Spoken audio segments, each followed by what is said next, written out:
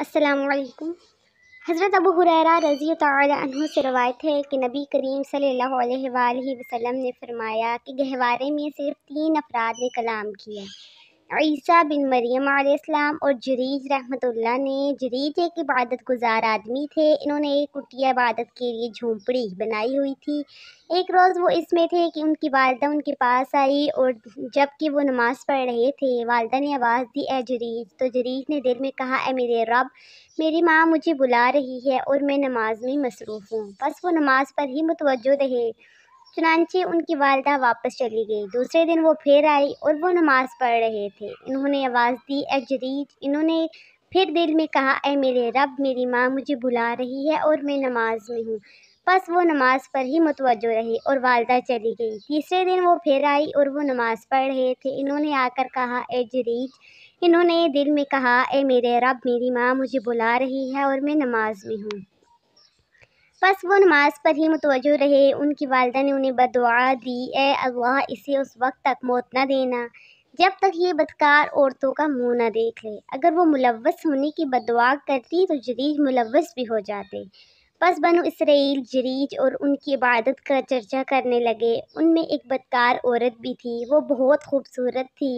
اس نے بنو اسرائیل سے کہا، اگر تم چاہو تو میں اسے آزمائش میں ڈال دوں۔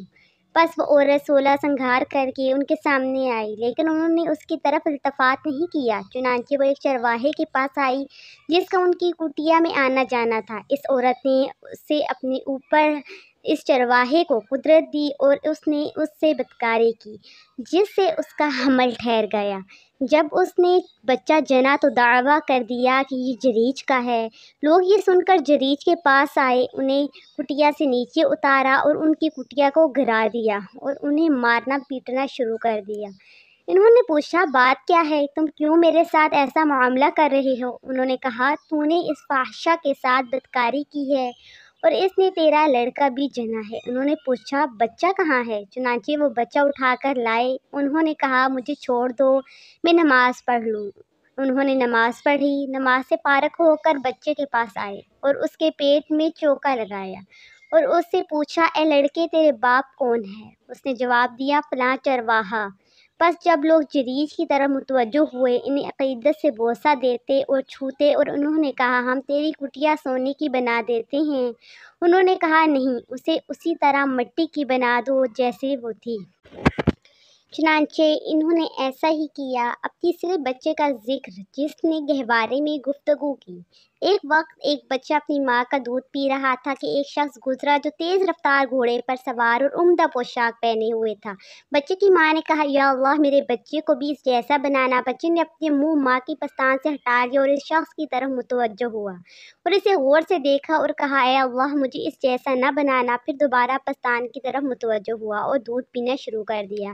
حدیث کے راوی بیان کرتے ہیں، گویا کہ میں رسول صلی اللہ علیہ وآلہ وسلم کی طرف دیکھ رہا تھا کہ آپ اس کی دودھ پینے کی کیفیت اپنی انگشت شہادت منہ میں ڈال کر اور اسے چوس کر بیان فرما رہے تھے۔ نبی صلی اللہ علیہ وآلہ وسلم نے فرمایا، لوگ ایک لونڈی کے پاس سے گزرے جسے کچھ لوگ مار رہے تھے اور کہتے تھے، تو نے بدکاری اور چوری کی ہے، اور وہ کہتی تھی، حسبی اللہ نعم الوکیل، مجھے میرا اللہ کافی ہے اور وہ اچھا کار ساز ہے۔ بچے کی ماں نے پھر دعا کی، اے اللہ، میرے بیٹے کو اس جیسا نہ کرنا۔ یہ سن کر بچے نے دودھ پینا چھوڑ دیا اور اس لونڈی کی طرف دیکھا اور کہا، اے اللہ، مجھے اس جیسا ہی کرنا۔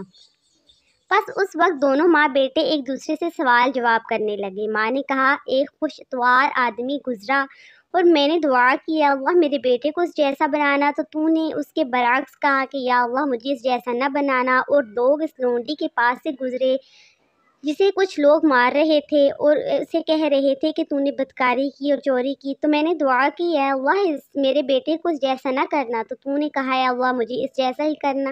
آخر یہ کیا بات ہے؟ بچے نے کہا، وہ حسین و جمیل گزرنے والا شخص بڑا سرکش تھا، بس میں نے دعا کی، یا اللہ، مجھے اس جیسا نہ بنانا۔ اور یہ لونڈی جس کو لوگ کہہ رہے تھے کہ تو نے بدکاری کی ہے، حالانکہ اس نے بدکاری نہیں کی تھی، اور کہتے تھے کہ تو نے چوری کی ہے، حالانکہ اس نے چوری نہیں کی، تو میں نے دعا کی، یا اللہ، مجھے اس جیسا پارسا بنا۔